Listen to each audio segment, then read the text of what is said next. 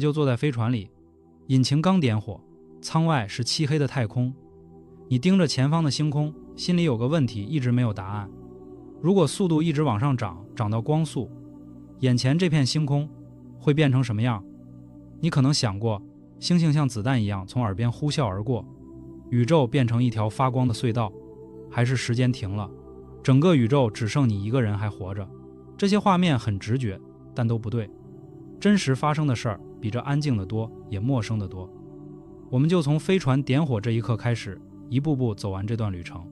首先是一件很多人没意识到的事儿，飞船刚出发，你感觉不到速度，一点都感觉不到。这不是飞船有问题，速度本来就是感知不到的。你能感知到的只有加速度，也就是发动机把你往椅背上压的那股劲。坐高铁的时候，列车以300公里时速飞奔，你手里端杯热茶可以纹丝不动。飞船也一样，只要加速控制的平稳，哪怕你在以99%光速穿越星系，舱里的一切都和停在地面时没有区别。唯一让人担心的是舱外，宇宙里飘着无数肉眼看不见的尘埃。在这种速度下，一粒沙子撞上来的动能大约相当于一枚手榴弹爆炸。这是真实存在的物理问题，也是未来星际飞行需要解决的最难关卡之一。我们的飞船配了防护系统，暂时先跳过这个麻烦。好，加速。没多久，第一个变化出现了，前方的星星开始缓慢地往中心靠拢，整片天空像被一只手从四面拉向正前方，越来越密集，越来越集中。这不是宇宙在变形，这叫光行差。下雨天开车，雨明明是竖着落的，但打在挡风玻璃上却是斜的，速度越快，雨越像从正前方扑来。光也是一样，我们在向前冲，光线的来向整体朝前方偏转，于是前方越来越亮，越来越白，身后呢越来越暗，越来越空。还有一个细节，如果有一颗星球从你侧面掠过，它不会老是待在你侧面，而是会朝你飞行的方向微微旋转倾斜，像是在朝你鞠了个躬。这个效应叫特雷尔彭罗斯旋转，是2位物理学家各自独立推导出来的。1959年首次被计算出来，在此之前，连物理学家都以为高速运动的物体看起来会被压扁，实际上是旋转，速度继续往上涨。第二个变化来了，这次和时间有关。你拿望远镜回头看地球，地球上的人动作开始变慢，不是望远镜坏了，不是信号延迟，是真的变慢了。走路像慢动作，说话像倒带，时钟指针几乎不动。这是多普勒效应作用在光上的结果。我们在快速远离，地球发出的光每次到达飞船都要多走一段路，我们接收到的画面被拉慢了，颜色也同时整体偏向红色。这就是天文学上的红移，光波被拉伸之后呈现出来的颜色。转头看前方的星星，情况完全反过来，前方的星星变蓝变亮，因为我们在追赶它们发来的光，光波被压缩，频率升高，颜色向蓝端偏移，这叫蓝移。这两种现象都是真实可测量的，天文学家每天都在用红移和蓝移来判断遥远星系的运动方向和速度。但这些说到底还是视觉层面的效应，和坐车看窗外差不多，停下来就恢复了。真正不可逆的还没来，加速持续了很长时间，这时候时间本身开始走慢了，不是感觉上的，是真实的。根据狭义相对论，我们的宇宙是一个4维结构，3维是空间，1维是时间，所有物体都在这个结构里运动，即使你静止不动，你也在沿时间轴向前流逝。但当飞船开始高速穿越空间，我们走的那条时间轴和地球走的那条就不再同步了。如果这时候我们掉头回地球，会发生什么？飞船上的时钟走过的时间比地球少，也就是说，我们比地球上的人老得更慢，不是错觉，是真真实实的生理上的衰老。我们慢了，这就是双生子杨谬。你的孪生兄弟留在地球，你坐飞船高速旅行后回来，他的头发可能已经白了，而你还是出发时的样子。这不是科幻，精密原子钟实验已经多次验证过这个效应。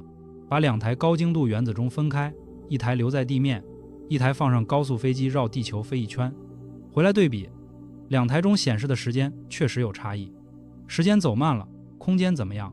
空间也在收缩。飞船在运动方向上的长度会真实的变短，不是看起来变短，是物理上就是变短了。从飞船内部的角度来理解，是整个宇宙在朝我们高速扑来，所以宇宙在我们飞行方向上被真实的压缩了。这带来一个很重要的推论，你可能听说过，就算以光速飞，从地球到仙女座星系也要250万年，这辈子根本到不了。这句话对地球上的观测者来说是对的，但对飞船上的你来说，随着速度越来越接近光速，宇宙在你眼中是不断收缩的，你和目的地之间的距离实际上在变短。理论上，只要速度足够接近光速，你可以在有生之年飞越数千光年。但代价是什么？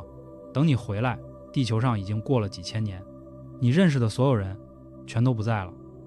所以这不是来回旅行，这是一场单程票。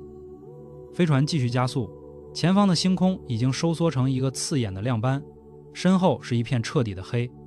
那么能不能一直加速，最终达到光速？不能。光速是这个宇宙里最硬的一道限制，不是很难突破，是物理上根本不允许。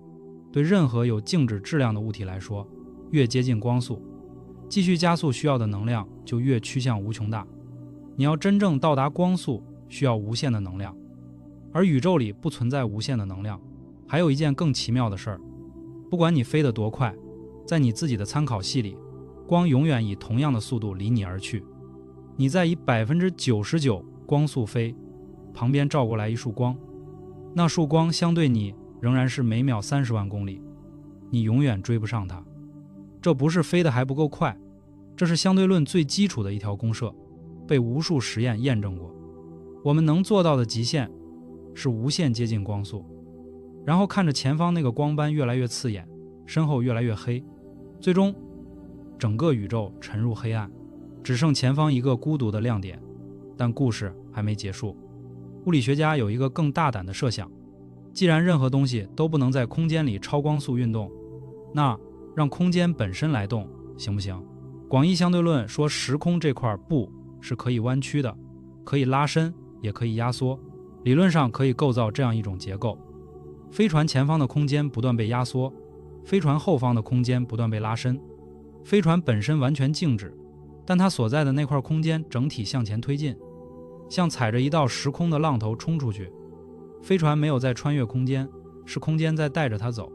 这个概念叫阿尔库别雷引擎，1994年由物理学家米格尔·阿尔库别雷在广义相对论框架内严格推导出来，不是科幻，是真正的方程式。在这种状态下，飞船内部的人没有任何加速感，时间正常流逝，因为相对论约束的是物体穿越空间的速度，而不是空间本身的膨胀或收缩。从外面看，这个结构会是什么样子？弯曲的时空把周围的光线扭曲成两束，一束向前，一束向后。由于它比光还快，等你看见它靠近，它已经穿过你了。你会同时接收到它来了和它走了两个信号，和超音速飞机类似。飞机已经飞过去了，你才听见声音，但这里是两道光信号同时压过来。坐在里面的你又会看见什么？前方的宇宙被极度压缩，亮到像一面白炽的墙，身后有一大片天空彻底消失了，那里发出的光追不上这个结构，永远抵达不了。那片星空就这样在你视野里永久蒸发，成为一片宇宙级别的空白。当然，阿尔库别雷引擎目前只存在于方程里，要真的造出来，需要一种具有负能量密度的物质来弯曲时空，而这种物质是否真实存在，目前没有确定的答案。但有意思的地方在这里，人类还没有离开太阳系，甚至还没有造出能接近光速的飞船，却已经用数学把坐在光速飞船里的人所能看见的一切推演得清清楚楚。你拿一支笔、一张纸，就能在想象里飞到宇宙的任何地方。光速是宇宙给所有有质量物体画下的边界，但好奇心这件事儿